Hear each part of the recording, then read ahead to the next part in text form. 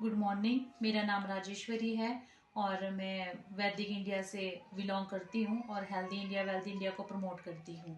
और ये मेरे फादर साहब है और मैंने इनको 2 महीने पहले वैदिक प्रोडक्ट दिया था। तो ये अब आपको बताएंगे कि इनको क्या प्रॉब्लम थी और किससे इन्होंने छुटकारा पाया। अगली आवाज़ पिताजी की। नमस्कार जी, मेरा नाम रूपराम वर्मा है। मैं कुनिहार से बिलोंग करता हूँ। मुझे सांस की कुछ प्रॉब्लम थी। जब से मैंने ये वैदिक प्रोडक्ट इस्तेमाल किया है उससे मुझे काफ़ी राहत मिली है। और मेरा ये सबको सजेशन है कि आप लोग इसे इस्तेमाल करें और अपनी डिजीज़ को, जो कोई भी डिजीज़ है उससे आपको राहत मिलेगी। और ये प्रोडक्ट बहुत सारे लोग इसको ले रहे हैं। धन्यवाद।